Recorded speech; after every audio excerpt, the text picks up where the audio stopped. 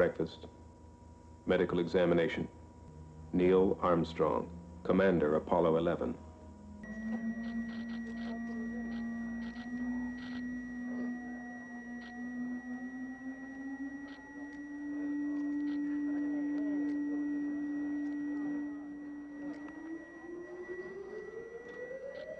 With Earth.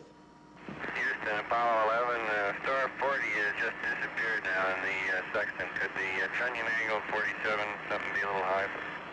Stand by. Hello, Apollo 11, Houston, we'd like you to press on to star. 85 clear. Roger. And we're getting a picture on the TV.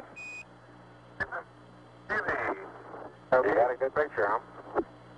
There's a great deal of contrast in it, and currently it's upside down on our monitor, but we can make out a fair amount of detail.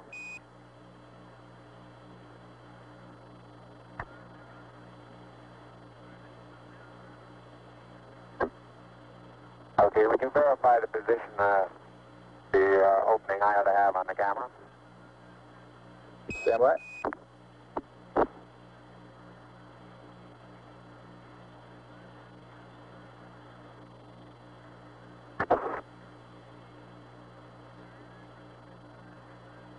Okay, Neil, we can see you coming down the ladder now.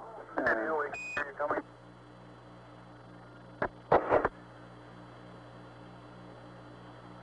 Okay, I just checked getting back up to that first step.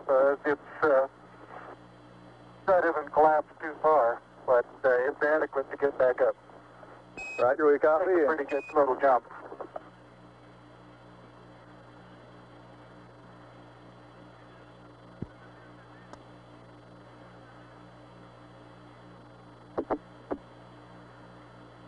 Buzz, this is Houston.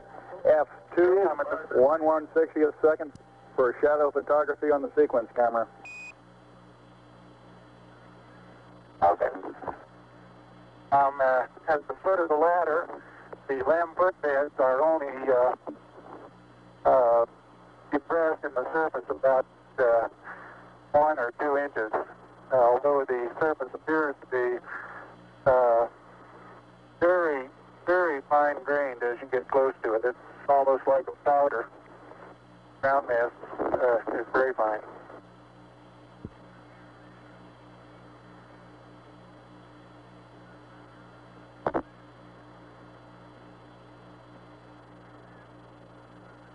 Yeah, I'm going to step off the lamb now.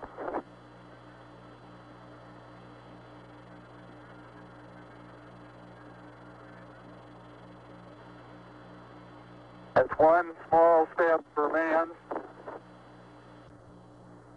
one giant leap for mankind.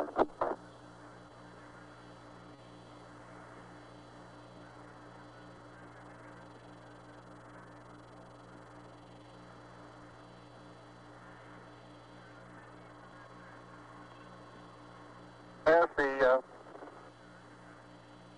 surface is fine and powdery, I can pick it up loosely with my toe.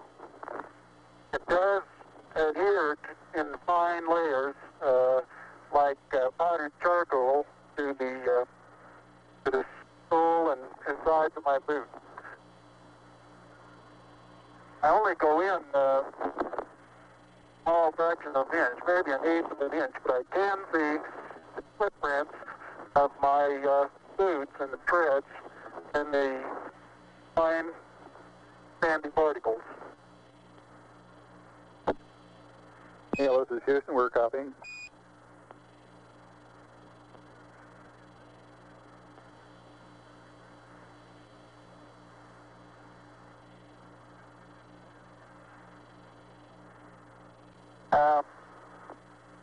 There seems to be no difficulty in moving around as we suspected.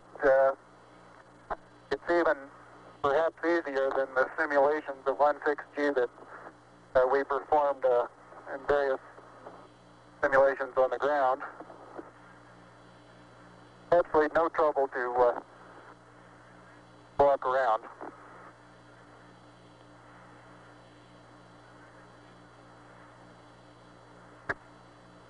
The descent engine did not leave a crater of any size. It has about 1 foot clearance on the ground. We're essentially on a very level place here. I can see some evidence of rays emanating from the descent engine, but very insignificant amount.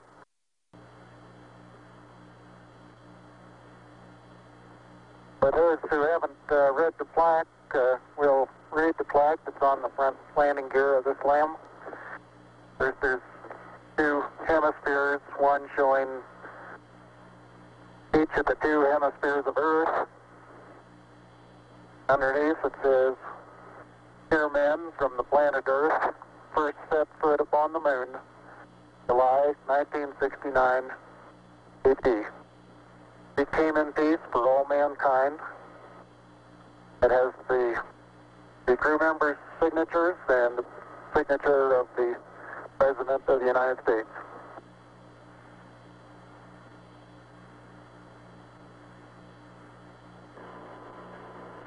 Yeah, radio loud and clear. How's it going? Roger, the EVA is progressing beautifully. I believe they're setting up the flag now. Great. I guess you're about the only person around that doesn't have TV coverage of the scene. That's all right, I don't mind a bit.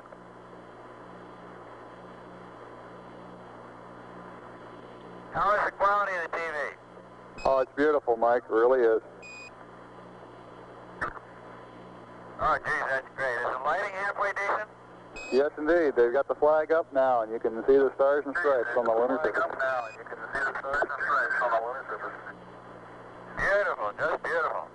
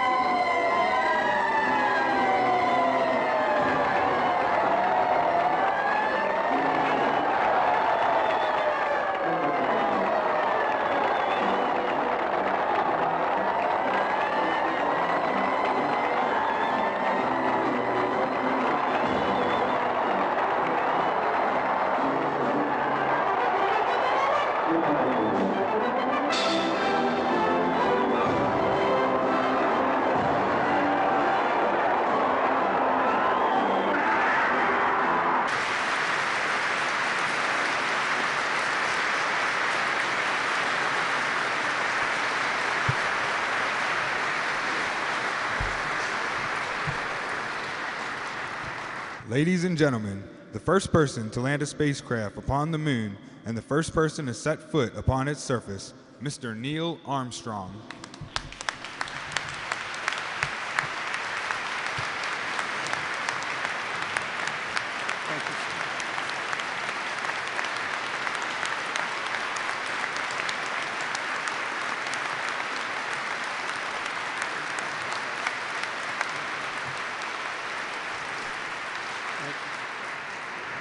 Thank you so much.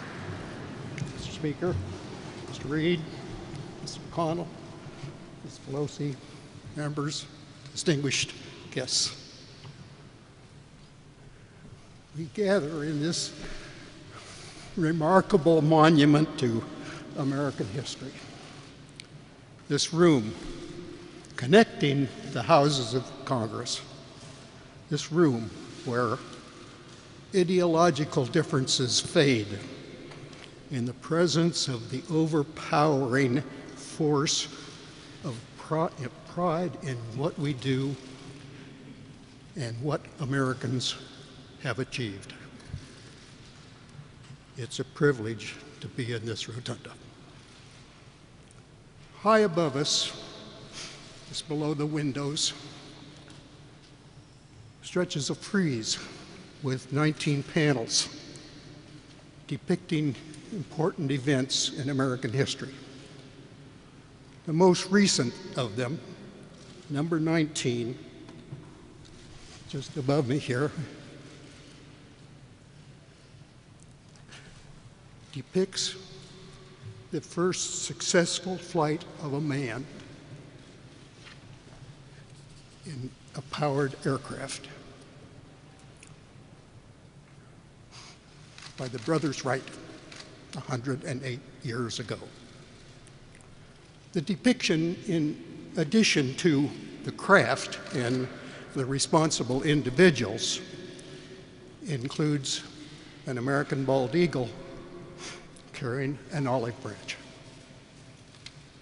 Wilbur and Orville Wright were the 45th recipients of the Congressional Gold Medal and the first for achievements in the world of flight. Subsequently, Congressional Gold Medals have been presented 9 times for aviation and rocketry achievements. Today, for the first time, they are being given for achievements in spaceflight. In an appropriate coincidence, Apollo 11's mission emblem and crew patch also featured an American bald eagle carrying an olive branch. The Apollo 11 crew is honored to receive the Congressional Gold Medal and accept, on behalf of our fellow Apollo teammates, all those who played a role in expanding the human presence outward from Earth, and all those who played a role in expanding human knowledge of the solar system and beyond. We thank the Congress very much.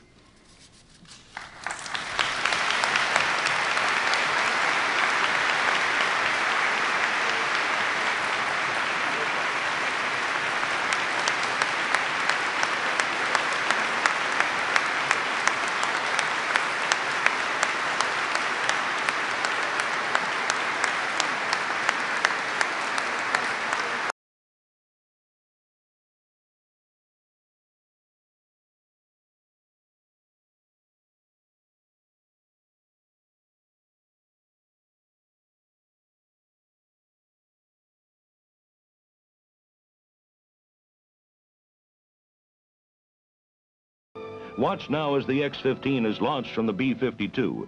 There's the drop. Before it returns to Earth again, the X-15 may fly some 60 miles straight up at nearly 4,000 miles per hour, more than twice the speed of a bullet. The pilot will be subjected to G-forces and weightlessness, experiences familiar to astronauts. The X-15 is the only craft in the world capable of pilot-controlled flight both in atmosphere and space. Its more than 120 missions have increased our knowledge of pilot performance and flight safety and provided problem answers in developing supersonic aircraft. The experimental X-15 research being done today will play an important part in our air and space travel of the future.